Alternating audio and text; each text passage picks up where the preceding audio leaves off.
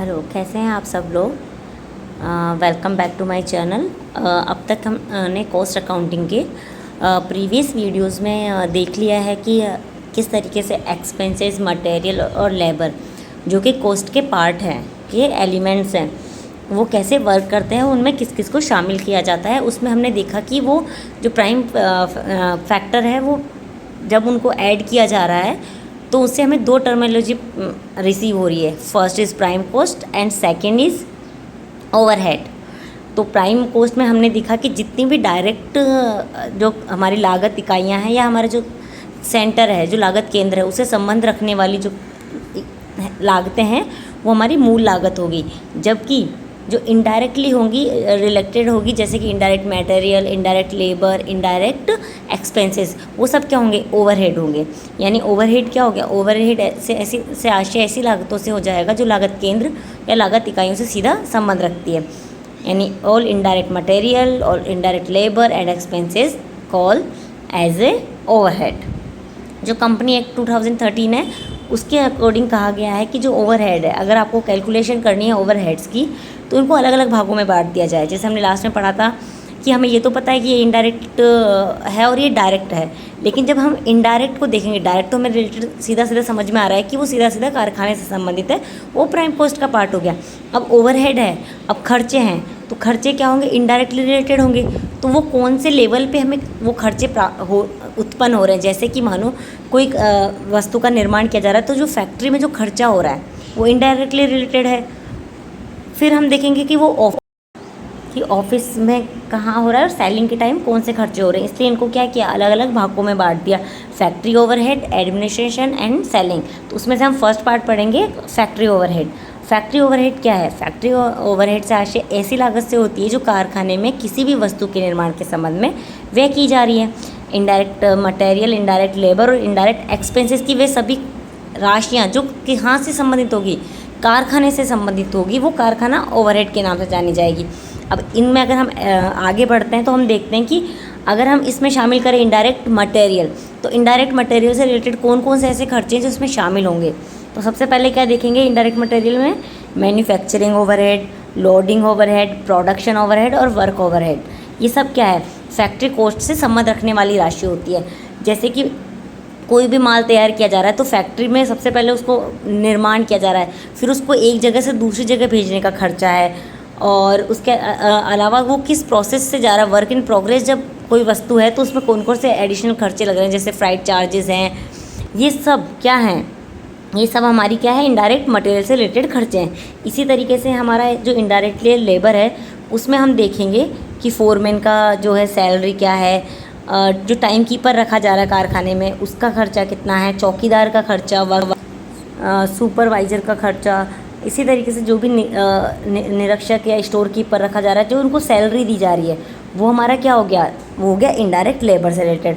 इसी तरीके से अगर हम इनडायरेक्ट एक्सपेंसेस की बात करते हैं तो इनडायरेक्ट एक्सपेंसेस क्या होंगे, जो डायरेक्टली रिलेटेड नहीं है बट हमारे खर्चे हो रहे हैं। जैसे कि मानो इंश्योरेंस प्रीमियम है, वो हमें चुकाना है, कारखाने का रेंट है, अभी हमारी कॉस्ट में काउंट तो हो रहा है बट डायरेक्टली रिलेटेड नहीं है प्रोडक्शन से, या प्रोडक्ट से डायरेक्ट रिलेट नहीं है, बट वो हमारा क्या है, इनडायरेक्टली रिलेटेड है जब हम प्रोडक्शन कर रहे हैं, और ये एक्सपेंसेस है। जैसे ही हमारा बिजली का बिल भरना है, छपाई या प्रिंटिंग के लिए जो भी जा रहा है, टेलीफोन यूज़ कर रहे हैं हम, कैंटीन में हम किसी भी वर्कर को या किसी भी पर्पज़ के लिए कैंटीन यूज़ कर रहे हैं, हमारा जो लेबर वेलफेयर के लिए हमने कोई स्कीम बना रखी है उसमें हम कुछ खर्चा कर रहे हैं, या फिर किसी भी विषय से रिलेटेड कोई रिसर्च कर रहे हैं, तो वो एक्सपेंसेस हो गए। कई बार होता है कि हमें नक्शा भी बनवाना होता है कि हम इस तरीके से हमारा डिज़ाइन तैयार होना चाहिए कारखाने का, तो ये सब कारखाने से रिलेटेड है, इसलिए इसको क्या हो गया, इनडायरेक्ट एक्सपेंसेस में शामिल किया गया। तो हमने अब तक जो पढ़ा उसमें हमें ये समझ में आया है कि जो हमारे खर्चे हैं उनको क्या किया गया, खर्चे जैसे वो इनडायरेक्ट मटेरियल से रिलेटेड हो, लेबर से रिलेटेड हो या एक्सपेंसेस से रिलेटेड हो, वो फैक्ट्री के स्तर पे हो रहे हैं तो उनको फैक्ट्री के ओवरहेड में भेज दिया गया है, ताकि हमें पता चले कि जब हमारा प्रोडक्शन फैक्ट्री पे अंदर निर्माण किया जा रहा है, निर्मित हो रहा है, उस समय हमारी कॉस्ट क्या आ रही है, ताकि अगर हमें हमारी वो कॉस्ट ज़्यादा आएगी तो हम उससे रिलेटेड निर्णय ले सकें, डिसीजन ले सकें कि हमें इस कॉस्ट को अगर कम करना होगा तो हमें फैक्ट्री में किस लेवल पे कॉस्ट की कटिंग करनी होगी। इसी तरीके से इस वाले पार्ट को समझने में हम थोड़ा सा ज़्यादा एफर्ट डाल रहे हैं, क्योंकि अगर हमें ये समझ में आएगा कि हम ऐसा क्यों कर रहे हैं, तो मैं ऑफिस और सेलिंग में समझने में ज़्यादा टाइम नहीं लगेगा। तो आप लोगों को समझ में आया कि क्यों हमने इन तीनों को अलग अलग बांटा, क्योंकि ये एक डिसीजन का पार्ट होता है और हमें अलग अलग स्तर पर कॉस्ट का वैल्यूएशन पता चलता है कि हमारी कॉस्ट कितनी आ रही है। जब हमने प्राइम कॉस्ट में जब हम ये सारी खर्चे जोड़ेंगे तो ये हमारी कौन सी कॉस्ट निकल के आती है, फैक्ट्री कॉस्ट। जब हम कॉस्ट का जो है शीट बनाएंगे, कॉस्ट शीट, तब हमें यही निकालना है। सबसे पहले प्राइम कॉस्ट हमें पता है कि जितने भी डायरेक्ट खर्चे उनको जोड़ोगे तो प्राइम कॉस्ट आएगी। जैसे ही हमने प्राइम कॉस्ट में अपना ये फैक्ट्री के ओवरहेड ऐड करेंगे तो हमारी क्या आ जाएगी, फैक्ट्री कॉस्ट आ जाएगी। अब फैक्ट्री कॉस्ट में ऐसा क्या ऐड करें कि नेक्स्ट हमें स्टेज पे पहुंच सके। तो उसमें जाने के लिए हमें क्या देखना होगा कि हमारा जो प्रोडक्शन है वो फैक्ट्री में निर्मित तो हो चुका है, अब उस पर ऐसे खर्चे होंगे जब उसको ऑफिस या उसको एडमिनिस्ट्रेशन ओवरहेड के नाम से जाना जाएगा। इसमें क्या होता है, इसमें भी इनडायरेक्ट लेबर, इनडायरेक्ट एक्सपेंसेस होंगे और इनडायरेक्ट मटेरियल यूज़ होगा। जैसे स्टेशनरी हो गई, प्रोडक्शन को होता है ना कि अभी प्रोडक्ट तैयार तो हो गया है तो उसको सफाई करवा रहे हैं, उसमें उसको वहाँ के लिए जो उसके मैनेजमेंट जो देख रहा है, फैक्ट्री के स्तर पे तो निर्मित हो रहा है, लेकिन उस फैक्ट्री का संचालन करने के लिए हमने कहीं ना कहीं कोई मैनेजर रखा है, कोई सुपरवाइज़र रखा है जो इस चीज़ों पर ध्यान दे रहा है। उसके अलावा जो हमारे भी लीगली हमको कोई सलाहकार चाहिए होता है कि ऑडिटिंग करवानी है, तो उसके लिए हमने कोई CS जो भी रख रखा है उसका खर्चा भी हमें शामिल करना है। तो अब हम पढ़ रहे हैं अपना सेकंड पार्ट जो है ऑफिशियल या एडमिनिस्ट्रेशन ओवरहेड। ये क्या होता है, जो ऑफिस या एडमिनिस्ट्रेशन ओवरहेड होते हैं वो कार्यालय संबंधी व्यय को वर्गीकृत करना, ऊपरी व्यय को नियंत्रित करने के लिए सबसे ज़्यादा ज़रूरी होता है। जो प्रबंध के कर्मचारी हो गए, प्रशासनिक अधिकारी हो गए, उसको दिए गए वेतन इसमें शामिल होंगे।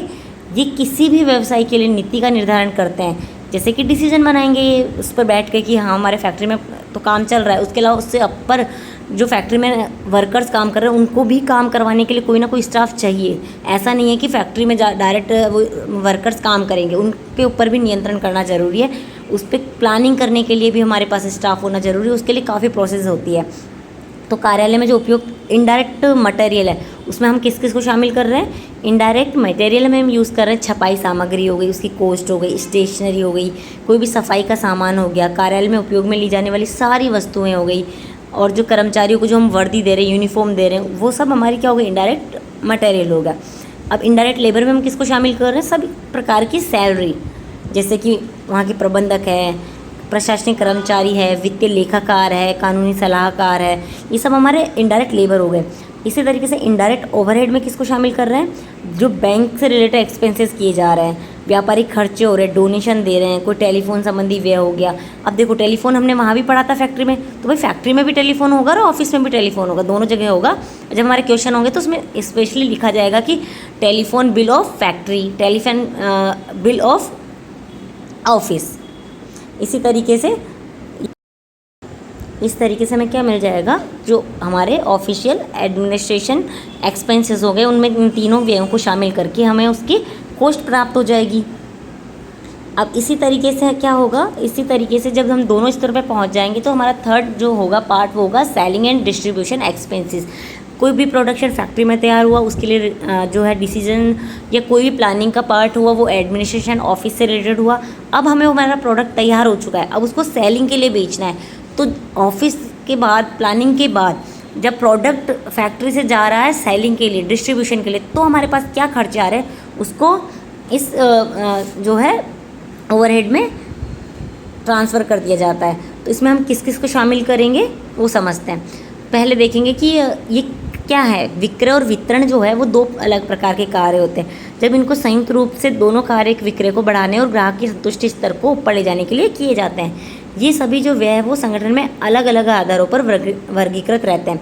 जब ग्राहक से किसी वस्तु के संबंध में आदेश प्राप्त हो रहा है तो उसके पश्चात किए गए सभी व्यय विक्रय और वितरण से संबंध रखते हैं। विक्रय ऊपरी व्यय विक्रय को बढ़ाने और ग्राहक को हमेशा संतुष्ट रखने के लिए किए जाएंगे।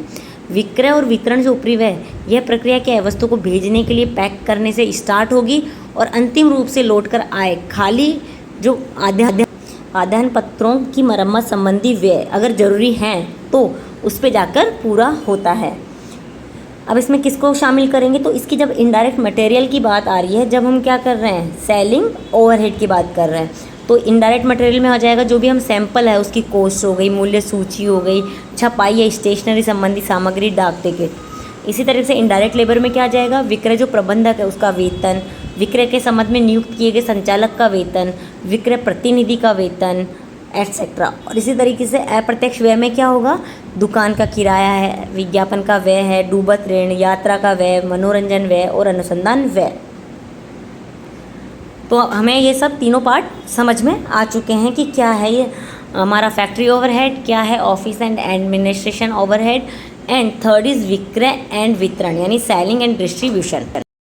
अब ये तीनों समझने के बाद जो हमारा नेक्स्ट वीडियो होगा वो होगा कोस्ट शीट पे, कि हम किस तरीके से कोस्ट शीट को तैयार करेंगे।